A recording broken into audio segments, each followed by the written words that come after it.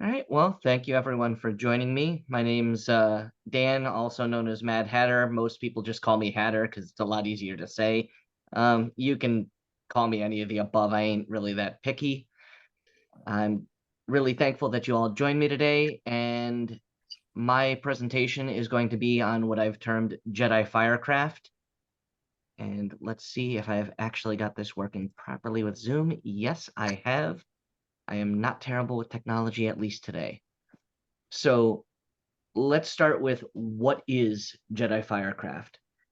I started this based from survival firecraft, which is the art of creating and sustaining a fire to keep you alive.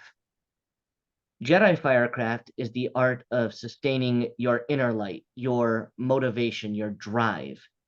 It's your inner power source, your inner battery. Some people call it spoon theory. There are a lot of different names that I've seen in the community for it. This is just one more name, one more tool in the toolbox for kind of looking at this.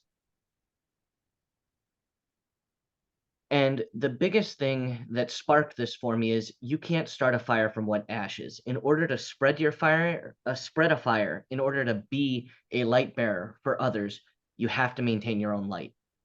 And Mhm. with damp ashes, you can't even rekindle a flame. And the problem I see in the Jedi community is Jedi are very, very, very giving, but a lot of Jedi are really bad at self-care, myself included. We're very guilty of trying to be that caretaker and not doing the maintenance we need to be able to keep going. And so you see burnout quite often. You see people that have to step away. And then the worst part of it is they don't just step away for a little bit. And I know I'm super, super guilty of this one is all right, I think I need a break from my mental health. And I'll step away a day, maybe two. And then I'll see the chat, I'll see the forum post. And oh, I think I can help, and I step in, and I'm not doing that maintenance in that time. I've stepped away, and the only thing I've had time to do is maybe breathe a little bit. And so I came up with this theory to help give people the tools to keep that inner fire going even when we're struggling, or to rebuild it once we might have lost, a little bit of that light. So as I said, we're often caretakers and givers, but we have to take care of ourselves because I see burnout all the time. Like I have seen it since I started with the Jedi community. A lot of people allow themselves, to take on more and more and more. And like even with a fire, you can smother a fire if you try and build it too quickly. If you get just your kindling, or not, I'm sorry, not your kindling, your tinder going, and then you dump fire logs on top of tinder, it's just going to put it out. You're just going to smother it. So you have to make sure you're building your fire from the base up and not letting yourself just stack until there's no oxygen flowing to the fire and it's out. And now you either have to start all over again, or people even end up giving up and walking away because they get frustrated when in reality we're not taking care of ourselves. And the only way we can continue to be of service is if we take a step back. Another way I've heard it put is you can't pour from an empty cup. There's the metaphor of the Zen master, pouring into a guest's cup until it's overflowing and the man yells stop. But if that teapot's empty, there's nothing going to be pouring from it anyway. And it's the same thing. You can't light a fire from nothing. You have to have at the very least an ember going. And so if you allow your fire maintenance to lax, you're going to run into some trouble. So I've come up with several tools of Firecraft. The first is ignition sources. These are small activities that help create a spark of light within us. Really think of this as something that makes you happy. Because as I said, you can't process from wet ashes. So if you don't even have an ignition source, a spark, and you're miserable, you're not really going to be building that flame or able to spread it to others. So we need small, quick activities that make us happy. There are processing tools. These are items that cut away that which isn't needed. Tinder, small sources of inspiration that grow into flames from the ignition source. So you can take an activity that makes you happy and build a little bit on it. So let's say, for example, you're really into music. That's great. Short song, that could be potentially an ignition source. And then you might be able to even turn it into a Tinder if you're using music as part of your meditation practice. And I'll kind of go into how each of these build on each other as we go step by step here. Then there's kindling. These are more substantial practices that can build into a true fire, but they're not massive. They're short, they're small, generally sub 30 minutes. Then there's the firewood. These are the core practices. These are things that are more difficult. Maybe you need to invest money into them. Maybe you need to invest more time into them. You're going to need less of these because just like with a real fire, you need a bunch of kindling to get things going. But for a fire that burns all night, depending on the log, you could have one, depending on what it is. So you need more kindling than you ever will firewood. But if you want a sustained fire, you absolutely need firewood. And then finally, there are extinguishing tools, items that cool us down when our flames get too hot. Because looking at this as a source of inspiration, you can absolutely get too into anything. You can be too motivated. And I see that in a lot of people coming into the community, like very early on. They try and do everything all at once rather than building step by step. And it's easy to get, that super motivation going and then allow yourself to get carried away. So now we are going to dive into the breakdown for each of these. So we're going to start with our ignition sources. And as you can see, there are different types. And the reason you're going to see this with each of these tools is that there is no one tool that's going to work for everybody. So you need to have different options at your disposal. So these are small sources that ignite a spark within us. They're simple, easy things that make us happy. They're not complicated. And most importantly, they don't need to be serious. They really don't. Like, that's one thing I see in some aspects when it comes to any philosophy or religious path is people take themselves too seriously. I list in a lot of you'll see in my bios or taglines that I'm a pop culture Jedi doing what I can because I can't take myself super seriously. There's times for, being very centered, very spiritual, very serious, and there's times to let it go and laugh. There's nothing wrong with being goofy. You can learn as much from a kid's cartoon as you can from sitting there reading Marcus Aurelius, and thinking that you have to sit and read dusty tomes if it doesn't click with you is never going to give you that spark. And then no fire, no spark, no fire. And so if what you're doing is miserable, take a step back and find something that is actually enjoyable. Find that spark and build from there. So a few examples could be your favorite song, a YouTube clip, a favorite snack, even coloring, because coloring can actually be a very, very good short meditation depending on the size of the photo. So like one of the things that my mom got me into actually is I think they're called adult coloring books. They tend to be like more complicated. And yeah, you can get ones that are spiritual and have what is it, mandala? I swear I'm gonna be butchering the name. But you can also get ones like I got my mom one for I think it was her birthday. That's Hocus Pocus. I don't know if all of you have seen the movie, but something like that. If it's your favorite movie and it's something that makes you happy, you can take 10 minutes or less coloring a photo, and it is a centering exercise at the same time. It doesn't all have to be, zazen, blank clearing the mind meditation. It can be something that's fun and centering. Now, with any tool, there are dangers. Any practice, any tool, there are risks. So for ignition sources, they're easy and we can overuse them, leading to them burning up our time if we let them. So it's easy to go, oh, I'm going to, watch a short YouTube clip to cheer myself up. And you've then gone down the YouTube rabbit hole and it's 4 in the morning and you're wondering how you got here. So it's very easy to let yourself overuse a simple tool. These things aren't lasting and they don't provide real real heat, real sustenance. You can learn from a YouTube video, but at the end of the day, if all you're doing is watching short little clips and not practicing, it's not building that foundation within you. But it is a great place to start. The next are processing tools.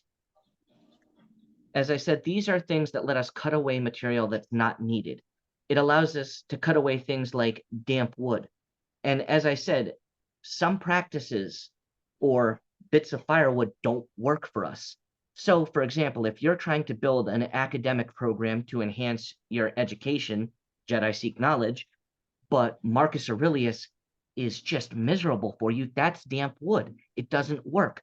Cut it away. Find something that's similar that works for you. For example, one of my favorite things is the Pop Culture and Philosophy series that takes things like Marcus Aurelius but looks at it through the lens of pop culture. And there are so many of those books out there. There's Rick and Morty, there's Supernatural, there's Star Wars, there's Star Trek. You can find a source that gets the same goal without dampening the fun of everything. Because if we're miserable, what's the point of walking the path? Like, the Jedi path is great and we're helping people, but if you're miserable the entire time, you're not going to stick to it. It's not fun. It's not healthy. So you with all things, you got to try and find that balance. Another thing that processing tools are great for are cutting larger tasks into tinder or kindling. So in this case, like I said, you can take a task that is, let's say you want to do an exercise program, but maybe you have a bum shoulder. Maybe you're not in the best shape that you've been in. I know that's, one of my goals for the new year. So you don't have to, you use a processing tool, i.e. logic, reason, that sort of thing. Break it down. You don't have to go to you don't go to the gym, throw 400 pounds on the bar and start squatting. You're going to fold yourself like laundry. Like that's just not going to work. So you can start with just body weight squats, or it doesn't have to be these massive tasks. That's the other thing is a lot of people will look at an exercise in a standard set of Jedi training and think that, well, maybe I'm not cut out for that, and then think they can't do it. But look at the spirit of what it's going for. So, for example, let's say it is, the spirit of the exercise is to get healthier. And you can't move let's go to the most extreme. You can't move any of your limbs. You're quadriplegic, but you can breathe. Doing breathing exercises is getting you as healthy as you are capable of working towards. So you're cutting it into what you need it to be. And that's the importance of processing tools. And then finally, with any good knife, you can create a spark if you have a ferro rod, meaning as you're cutting things away, you can start sparking ideas within yourself and go, oh, that's something I like. Oh, that's something that, this is the enjoyable core of the thing that was, dampening my spirit. So I'm going to take that and now utilize it as a tool. It helps us shape the way we're looking at building our fire. Now, with anything, again, there are risks. Improper use, we can cut away too much. You can whittle core practices down to things that are no longer useful, really useful for sustaining yourself.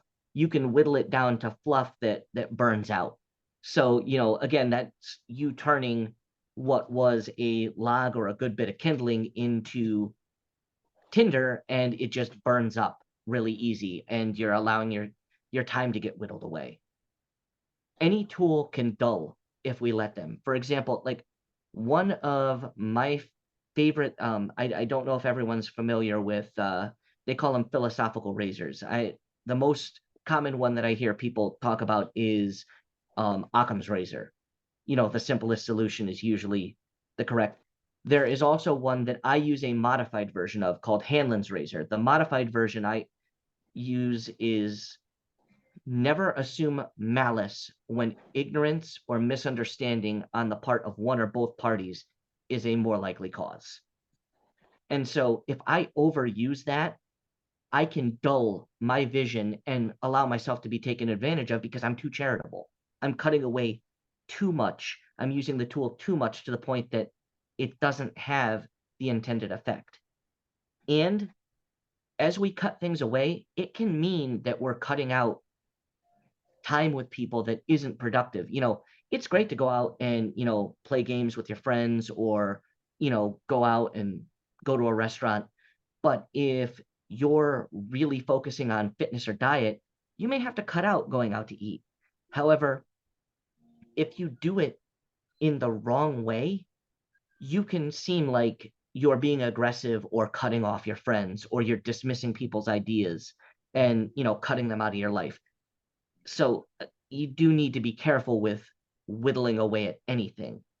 And then finally, if we select the wrong tool, you can get bogged down with a broken tool. Meaning, if what I need to do is not completely cut something away, but whittle it down into smaller chunks, if I'm trying to just toss the baby out with the bathwater because I'm trying to cut it out completely, then I'm not getting anywhere because I'm selecting the wrong tool for the job. So you need to be selective in the use of any tool in this program.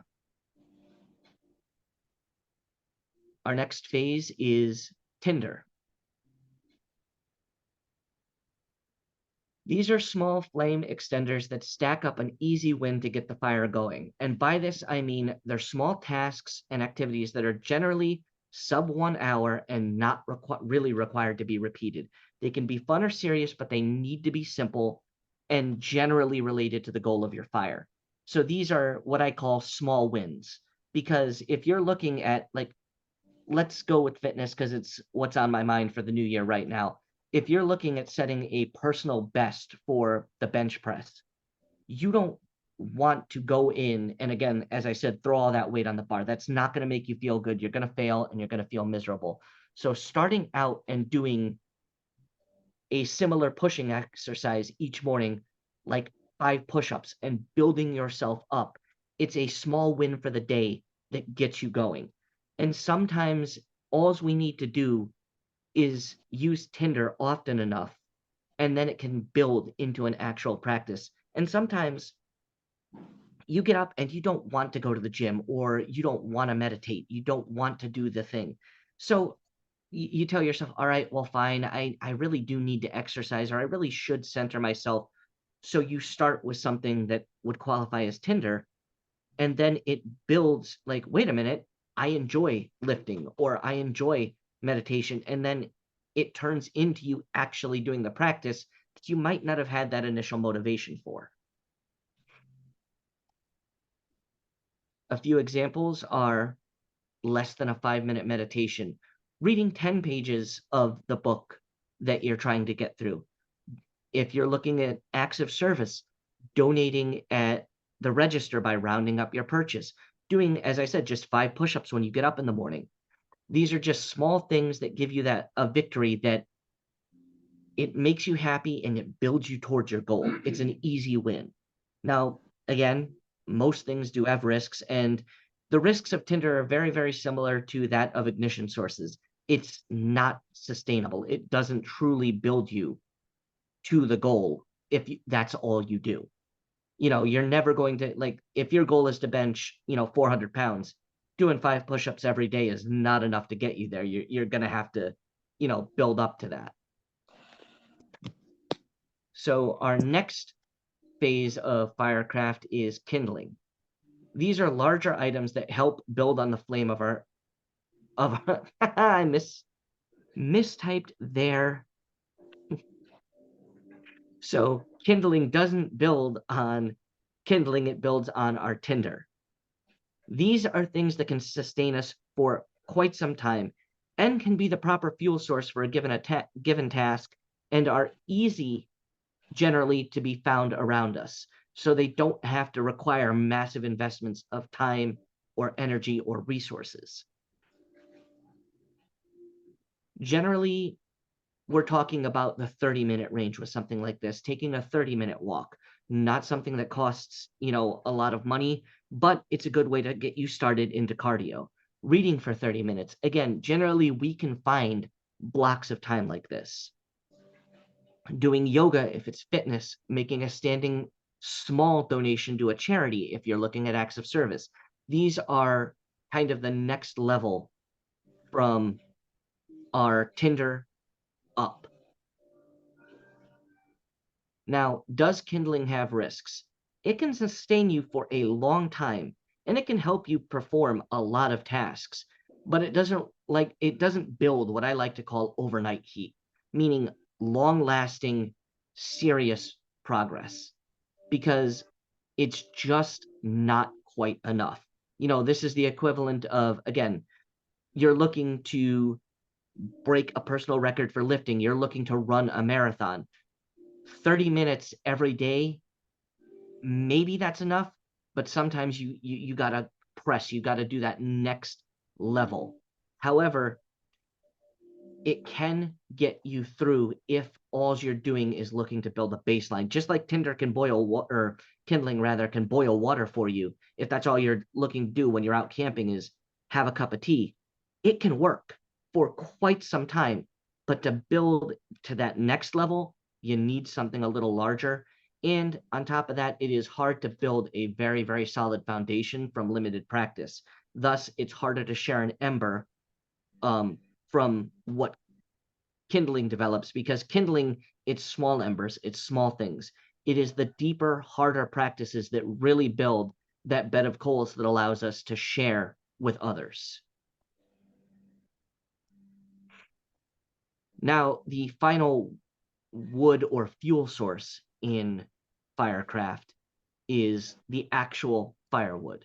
These are large, long-lasting programs that help us build towards our goal. It creates a foundation that allows us easier sharing of our embers, our sources of knowledge, because the larger, deeper practices give us more to draw on to share with others. Sometimes it can be broken down, and sometimes it must be broken down before we can really use it as firewood. As I said earlier, you can't start with heavy practices, be it mental, be it spiritual, emotional, physical. You cannot start lifting 400 pounds. You generally don't want to start reading things like Marcus Aurelius or harder levels of philosophy. You want to start small and build yourself up. And the other thing to remember is there is no one wood type that is best for this. Sometimes you want a quick, hot burning wood like pine. Other times you want something that's seasoned and slow burning like oak. Don't let anyone tell you how to build your fire. That is your fire. Everyone's going to have their opinion, and they're not necessarily wrong for them. And maybe listening to them and learning from them, and mixing ignition sources or tinder, or mixing their practices with yours might be great, but don't let someone completely dictate how you build your path, because while we all walk the path, we're all individuals, and you have to walk it. You can't walk exactly in the footsteps of another person. I mean, to give an easier real life example, I'm 5'2". If I tried to walk at the pace of someone that is 6'2", I'm at best pulling a muscle, if not actually hurting myself. Like it's just not gonna, be the same. So, you have to build it for you. Otherwise, it just isn't gonna work. And as I said, you're gonna be miserable, because I mean, I have not in my almost 40 years of life at this point met someone that I always agree with all the time. And so nobody's practices, nobody's goals, skills are always going to be in line with what you need. And that's not a knock on them or anyone else. It is just a fact of being an individual and having your own needs and goals. So don't think that just because a Jedi that you admire, does things a certain way, that that's how you have to do them. To give an example from my own training master, Jester, he did not vibe with meditation. So he gave me an example of what he did, which was a book on self hypnosis. I could not get into it. It just did not work for me. And at the end of, going back and forth with that, that was my takeaway. And he said, that's fine. He didn't try to push that tool on me. He said, I just wanted you to look at it and see if it worked. But meditation works for me where it didn't work for him. And that's the whole point of no one wood type being best. You have to find what works in your flame. So now we can get into some examples of actual firewood. Long-term exercise programs, a self-developed reading program that lasts a month or more. And the reason I say or more is if you're a slow reader, 3 or 4 books could take you 3 or 4 months. It just depends. And again, don't ever let anyone tell you that you're building your flame wrong or too slow.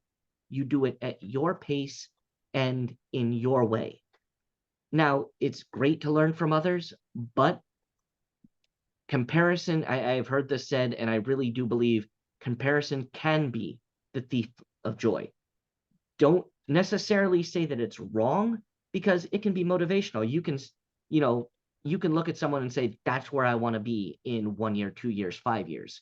But if you use it to beat yourself up, you're going to put out your flame.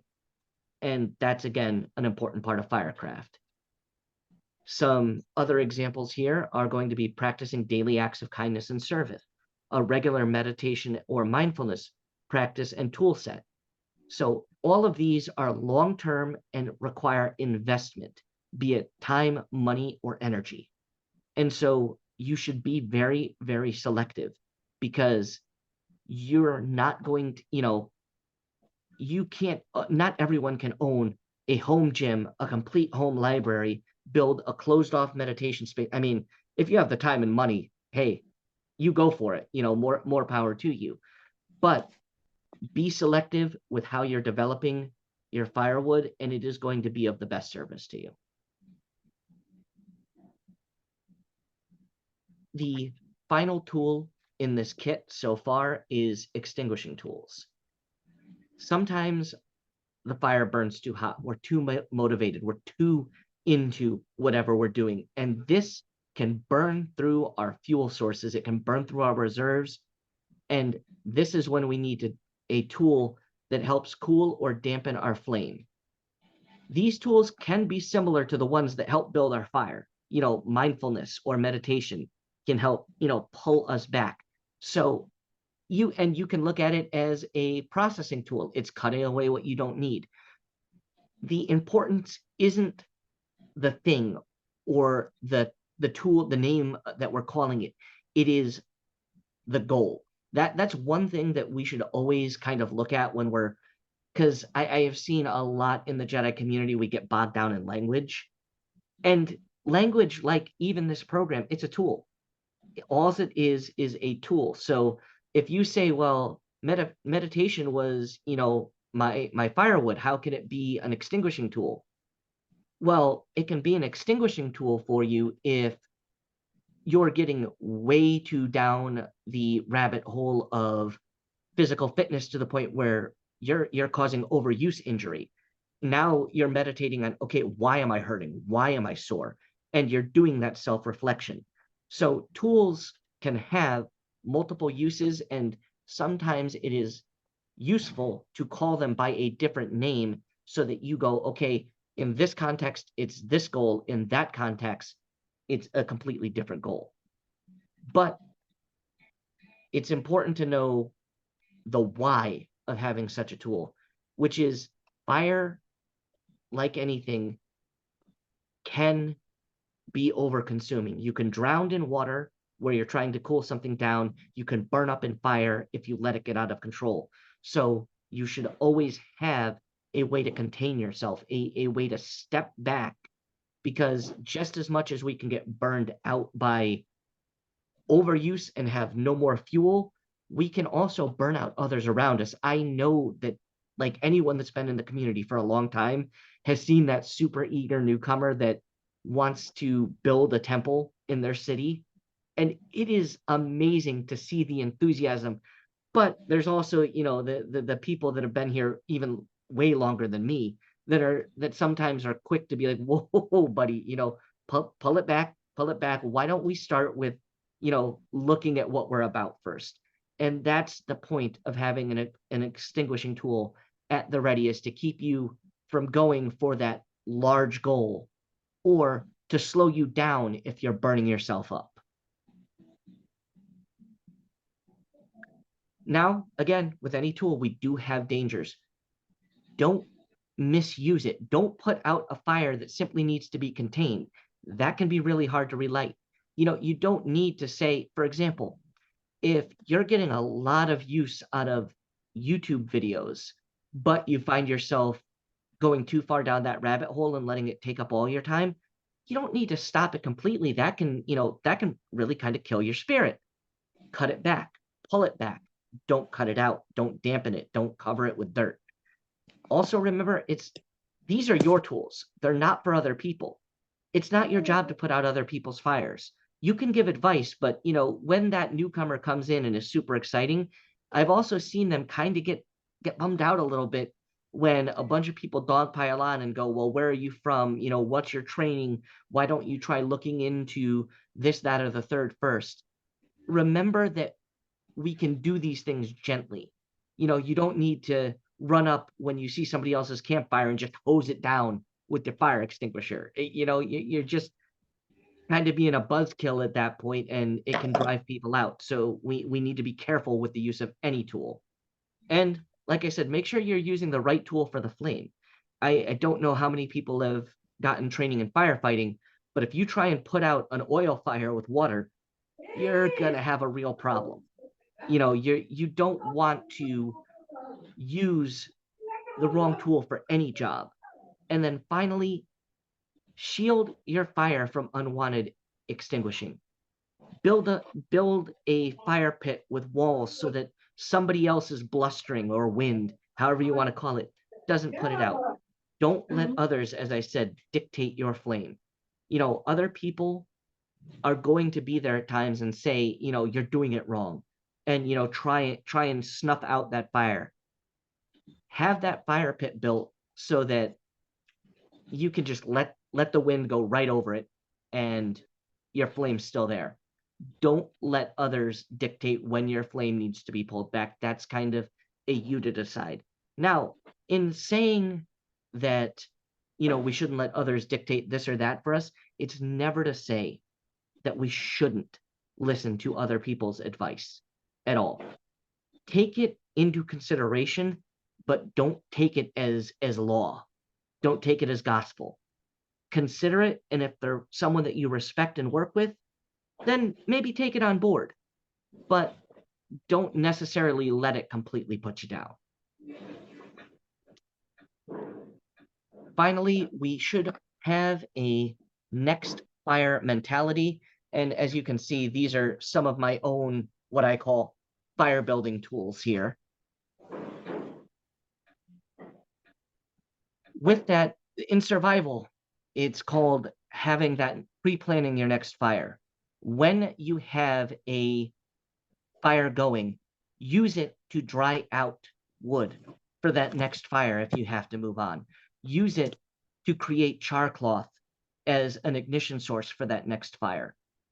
Basically, build your tools in times where you're centered, peaceful, and ready to do the work, so that when the winds come, when the rain comes, you have that capability of getting the fire going after yours has maybe been put out or dampened. Consider multiple options for fire lighting, be it ignition sources or tinders. Having a large toolkit also lets you share with others. It gives you options to show other people. because not everyone, if we're going to look at this from the point of tools, not everyone needs a hammer. They might need a screwdriver. So having that base built gives you more options to help share. So the next fire mentality, the important part to kind of loop in here is when you are at your best, when your fire is burning hot, you're good to go, you have, your fuel sources stocked up, you're just trucking along, nothing's wrong. That's when you build your tools of resilience so that when the bad times come, you have things to fall back on, because nothing's going to be perfect forever. And you want to be able to be ready to be resilient and build that next fire, because if we want to be light bearers, we have to be able to have, the lantern put out and, all right, fine, whatever, new candle, relight it. I'm going to keep going. We don't let it stop us. It slows us. And now I am going to show you a few personal examples. So, for example, here, this would be in physical fitness. The blue ball here is for rolling out muscles. This is an example of kindling. It's a small thing. It is a small, short activity that is good for working out knots and soreness after after a hard workout. It is a small thing of self-care. Right next to it is a solid example of firewood. It's a mobility workout plan that that'll go, I think it's 12 weeks, but it has beginner and advanced levels, so it's actually 24 weeks if you go from start to finish. It is a much longer term goal and building block. Another example of building the mind, I have this short Jedi mind book that it's fun. It builds on Star Wars philosophy, but each page is meant to be read by itself and takes less than 5 minutes. It's a little spark to get the day going. Whereas the larger book, the Winterthorn collection rather, next to it, is a longer term, harder hitting piece of firewood to build on my own personal training. And then I have some meditation tools. I have a large set of beads that was my first mala one of my first meditation beads that I've owned on the path. I have small fidget tools there in the center. Those are things that I can do just to relax in the moment. And then I have a personal set of beads that I actually built myself for my daily habit and practice. I do also have plans for expansions to this series, such as building your fire pit, how to create a safe place to build your fire, making a fire from ash. You can actually use ash in fire building by putting it in cotton and using pressure to create flame. So in this context, it's how you can use stress as an ignition source. Then there's taking your home fire with you, the importance of having base practices that are travel ready, and then finally selecting your wood source, how to select the type of activity for your goal. These are long-term concepts for expanding the series, but not something that I have had the time to kind of build on just yet, because I suffer really, really badly from maybe I could polish that up for a little more. Maybe I can add just a little bit more. So paralysis by analysis is a real thing, and these are kind of the next things that I'm going to be fiddling with until I'm happy with them. Final words. Firecraft is meant to be a sustainable model for you to practice self-care and build on your personal path practices. Like any tool, there are aspects that can be abused and misused. You need to care for yourself like you care for others. And just like they say in an aircraft, put your own mask on first, tend to your own fire first. It is so easy in the community to see someone struggling and want to be that light source for them, but you can burn yourself out doing it. Make sure you are okay before you overextend yourself helping others. It is one thing I see in the community. We have so many generous, giving people. And I love the Jedi community for that, but it is also slightly heartbreaking when I see these people suffer because they don't yank themselves back and take care of themselves. So please, if there's nothing else you take from this talk here, take care of yourself. I want to see everyone walking the path happy and healthy. So make sure you're taking care of your home fire there. And that wraps up my talk, and I'm going to open up the floor for any questions, answers, room for improvement, kind of just anything the crowd has.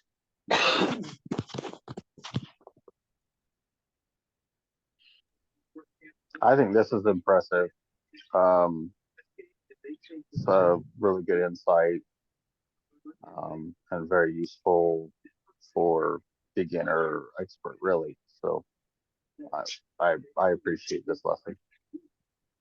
Thank you. It's something I've been toying with for quite a while, and I want it to be scalable for someone just getting in or someone that's been on the path longer than I've been here. I think that accomplishes it very well, because you can, like you said, you can expand and continue to dissect certain areas and go into it deeper. And the emphasis that you put on taking care of yourself first is something that definitely has been coming around more around in the Jedi community, and I'm so glad that that was part of like the whole lesson. It is a good reminder for beginners, and especially the best reminder for people that have been in the community for this for a very long time. So thank you so much.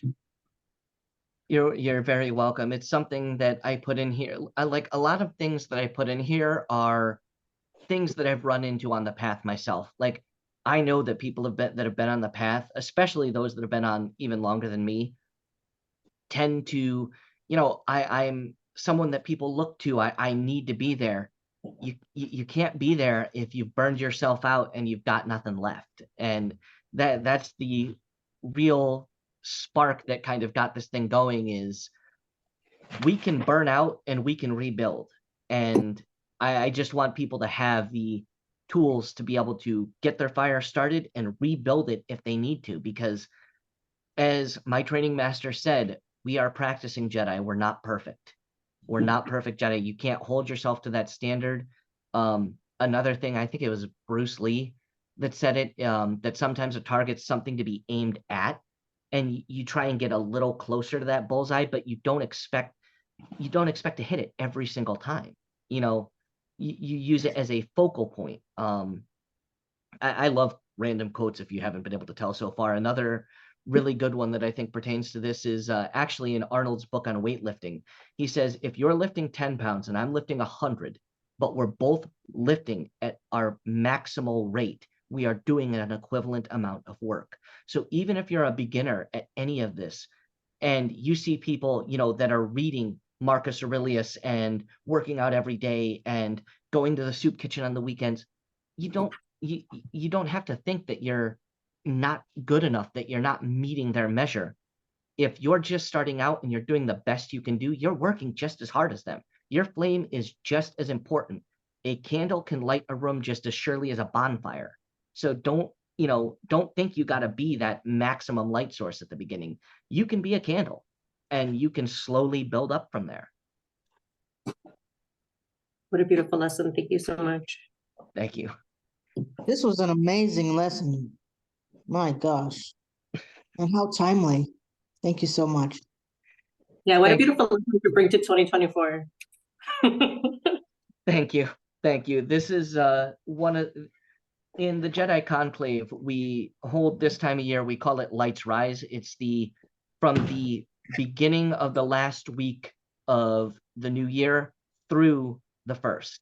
And it's a time to build your light and be that light going into, the next year. And so winter is often a time of, darkness and, things get darker. But as it's at its darkest, guess what? The light's coming up. It may be at its darkest, but that's when the light's expanding.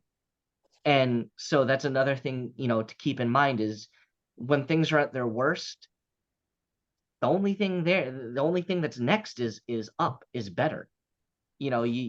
No matter how dark it gets, even a small spark can light the room. So don't let that time be at that time of year, that time of hardship, bury you.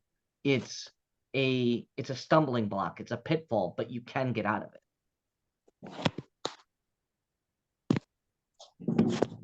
I think there's another quote that came to my mind when you were saying that. It was like, you don't have to catch yourself on fire to keep others warm. Yes. Yes. Yeah, that's that is a very, very good quote to add to something like this. And I see it a lot where people give until they don't have the resources for themselves. And it's unfortunate that, like I said, anything can be abused or misused, even generosity.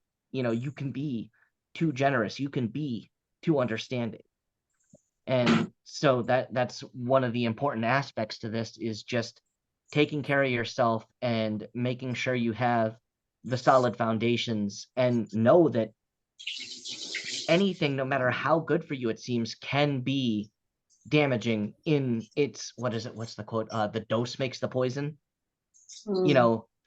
I mean, you can overdo it on water to the point of really hurting yourself. Water toxicity is a thing, but you need water to live. And it's the same thing with any Jedi practice, anything on the path, is if you overdo it one way or the other, you can hurt yourself. And that's what I'm trying to help give people the tools to refrain from. But even this is just a tool, and like any tool, if taken too far, you can hurt yourself with it. So, just be mindful and find the middle ground for you. Yeah, I also thought that it was really good lesson when you said that not every light is going to look the same, because I think that's something that can sometimes be seen in the community, where people practice a certain way, and if they don't do it a certain way, then you're not a Jedi. But I really loved the example that you used about how even your Jedi master tried to teach you so one way and it didn't work for you, but the whole goal is to make sure to find what resonates for you and what can bring your light. And I thought that was so beautifully said too. So I also want to make a comment that I also really love that. I know I'm saying thank you a lot, but I really do appreciate the feedback. And it is important to, because a lot of people will use the fiction and say, well, they did it this way. And for example, a big one that I see come up sometimes is, oh, well, you can't be a pacifist if you're a Jedi, or you have to practice, martial arts. No, if you look at the fiction, there are Jedi that go the gamut, from the most hardcore martial artist to a complete pacifist, and people that are in, everywhere in between. And it's the same thing with any practice. If someone says, if you don't meditate, X number of times a day, you're not a Jedi, I'm not gonna lie, I'm not gonna give that the time of day. I'm just gonna kind of chuckle, because another thing that I've said, I see is low-key snipping sometimes in the community. It's, people will say, oh, if people are doing this, it's messed up, and who they're talking about. If you're in the community, that they're directing it at a specific person. And we can take the bricks that we're using, and we can either build the path, or we could sit there and chuck rocks at each other all day long. One way, or you can do one or the other. And the Jedi path is young.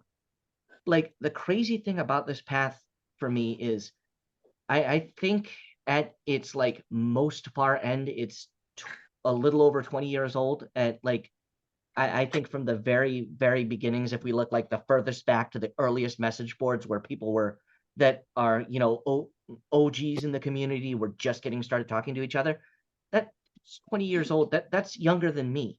Meaning, in let's say this goes on 100 years, 1,000 years, people are going to look back, and we are foundational members of this path. People are going to look back at what we say and do and say, I saw a quote the other day, you're the new ancestors, act like it. So like, I try and, I'm sorry? That's a lot of pressure.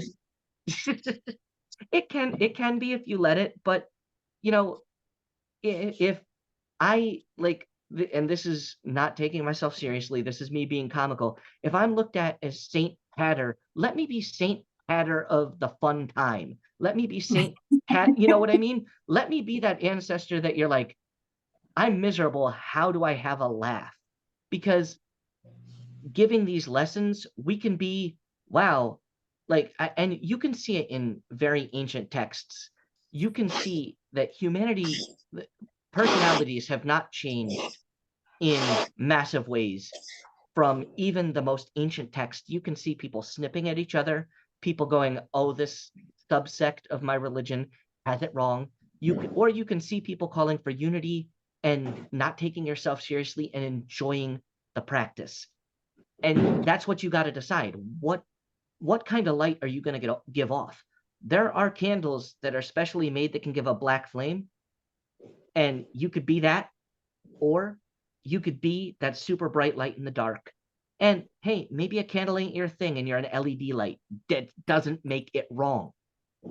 Find what vibes with you and have fun with it and share that with others. Because let me tell you, if stuffy, hardcore practices were, what draw people in, everybody would be a monk sitting in a monastery. But that's not where most people want to be. Most people, if you look at it from a, majority context, most people go to church one day a week and maybe pray a couple of times a week if you're of the Abrahamic faiths. And that's what works for most people. So expecting this massive, change of, being a monk and having it all on lock all the time, that's not going to work. And it's the same thing with any practice, like your diet. I mean, I'm sorry, I'm trying to dial in and get my weight in check and, eat better foods, eat whole foods. But if you tell me that I can't have a cheesecake once a year, I'm out of here. I'm done. Forget it. That program ain't working for me. And I'm lactose intolerant. I will suffer for the cheesecake. And we have to be willing, to allow that exception, allow someone to be goofy. If someone doesn't work with Lao Tzu, but can get the same message out of the Tao of Pooh, let them do it. Don't knock those fun things. I don't care if you get a philosophical lesson out of Transformers and Power Rangers. If it works and you can use it, do it. That reminds me of like the belief in with certain members about lightsabers. I'm like, that's one of my most favorite things about it. Like, I think even just grabbing inspiration from Jedi was fun. Like, that's how I even got it. Because I do come from a religion that caused a lot of trauma. And there was that part of the levity, the part of the being allowed to explore my own spirituality through Jediism is what allowed me to flourish, allowed me to explore, because it wasn't I don't know, doom and gloom and what I was being taught. So Yeah, exactly. Definitely appreciate you putting that in the lesson for sure. I mean, and I love you bringing up lightsabers, because for me that is I am dead in the middle, not in the, oh, lightsabers make us too, cosplay. No, I love lightsabers. Where I get, and this is, being self-reflective, I can get snippy in watching like lightsaber flow, because I come from a martial arts background. So I'm like, that's a blade. You're swinging it around your neck. You shouldn't do that. But I'm never going to comment that on somebody's video. That's like watching someone camping and, like I said, running up and just spraying, their campfire and putting it out. No, that's not right. But I know in my own head, the practice for me is a moving meditation. And that's why, like, my favorite form is Makashi. It's precise, straight to the point. Whereas others, I mean, maybe your form is Ataru, where you're flipping all over the place, and I may be the height of Yoda, but I ain't got that type of acrobatic skills, And that's the awesome part of the community, though, is seeing people that it's like, that might not be for me, but man, does that look fun. Like Darcy, who's in the conclave with me, she does gem show, and that's not for me. It's got too much reach. I'm too short. It doesn't, that power style isn't going to work for me. But she's really, really good at it. And my form 2, it's not exactly, we saw what happened with Dooku versus Anakin in the movies.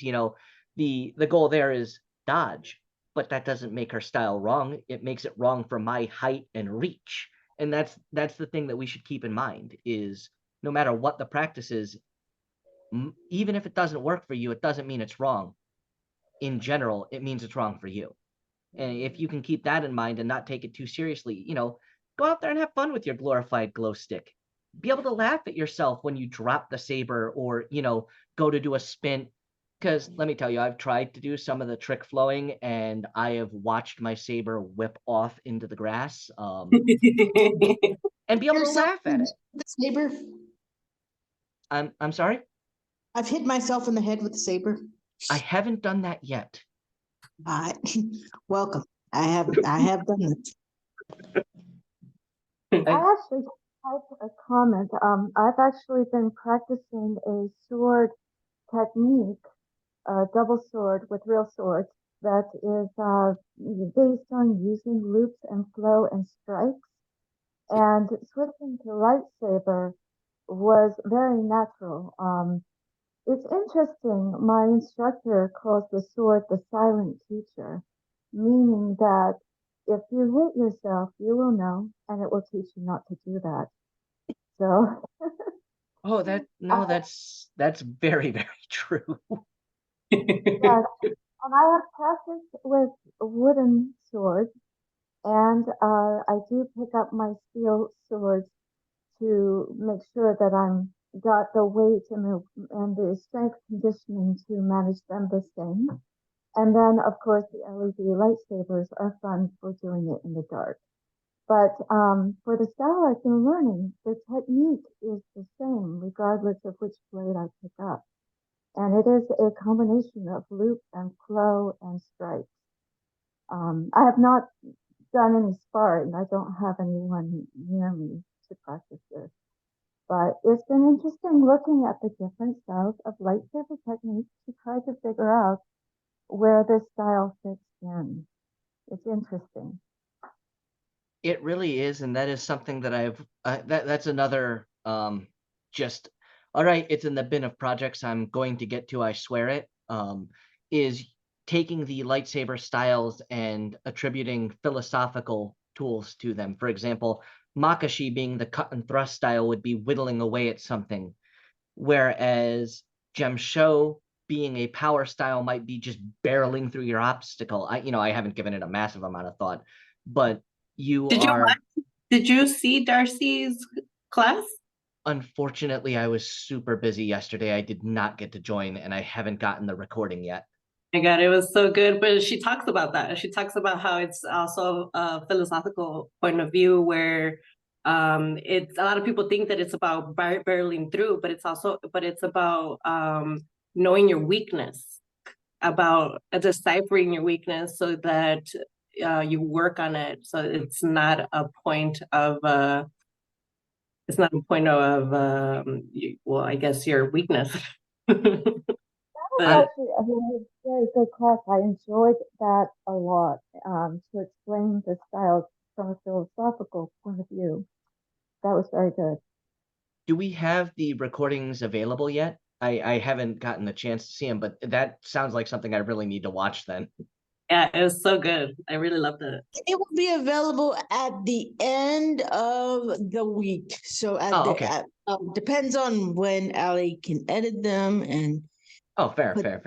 such. But yeah, one of the reasons why is we like to, let people be in the live, and that way, and then, a week later, then we put the recordings up.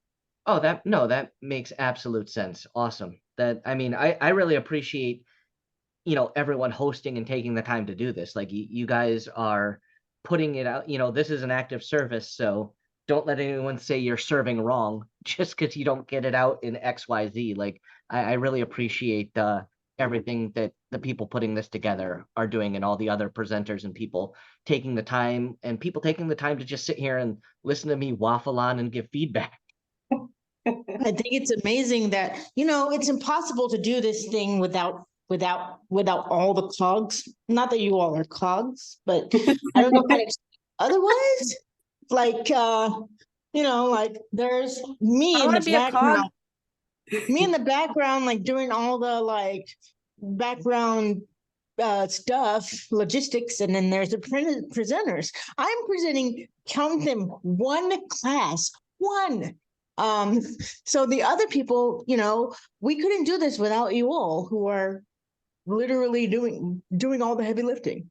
And then the people who come and present, we'd be talking to Roz if we didn't have the visitors coming to present. So, everybody's all important. Yep, and I mean that goes back to the quote that I tried to use earlier from Arnold. It doesn't matter what the amount you're lifting is. The fact is you're lifting and you're putting that effort out there. So, that's just an important thing that I want to leave people with is don't let people make your light or your effort feel lesser. The fact is you're out there, you're shining, you're out there, you're putting in the work. It doesn't, don't let the people that are stuffy or overly serious or just, I don't want to say holier than thou, but I see it in the gym community. If you're not lifting X amount, why are you even at the gym? Nah, those people, one, they're the minority. They seem like they're the majority, and that's something that I couldn't really tie into this talk. But right now, one of the things that we get overloaded with is, people will say, "Oh my God, the world's getting so much worse. Things are so bad." No, if you look at the crime statistics and you look at the donations to charitable causes and things like that, charitable causes have gone up every year for about the last 20 years, give or take, both in number of charitable causes and amount donated. And on top of that, crime statistics have been going down for 20 to 30 years now on a long-term scale. Yes, we're going to have spikes. That happens. It's just a normal ebb and flow. But as an overall trend, they've been going down. What's changed is the 24-hour news cycle. If it leads, it bleeds, doom and gloom talking heads just yelling at us all the time that, the light's going out, it's horrible. That's not the case. And so don't let those vocal minorities cloud out the real work that good people are doing, and never let them cloud out the good work that you're doing. That's, I don't care if you're the smallest birthday candle out there or you're a bonfire. It doesn't make a difference. You're lighting up your area. And that's the important thing, is you are the light source for your area, and 1,000 flames can be lit from what you do. You have no idea what you're going to start when you have that spark in you.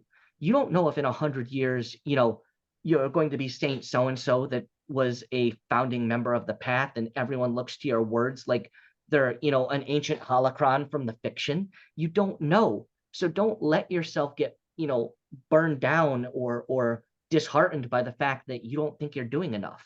Because the fact of the matter is, doing anything is more than a lot of people do, because they get so bogged down in thinking I'm just a grain of sand. But how many grains of sand can make a mountain?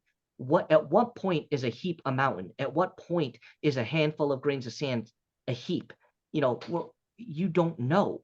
And so the only thing you can do is just keep building, keep trying, and eventually you're going to look back and go, wow, I've done all of this.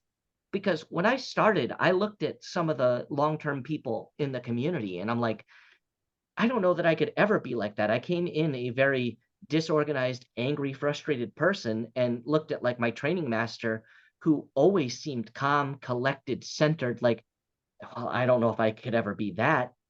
And the reality is we're human beings, and the fact that we're out there working on improving ourselves is what's important. And so I see a lot of new people, think that they have to be, that bonfire. Take the time to enjoy your time as a birthday candle. Enjoy that smaller time. And don't let anyone tell you it's lesser, because birthday candles bring people as much joy as a night around a bonfire. Like, don't take it all so seriously. And just the fact that you're doing is what matters. And at this point, I'm rambling. So sorry about that, folks. Oh, and I'm 5 minutes over my time. I apologize. No, thank you so much. I loved everything you had to say. I think it was necessary.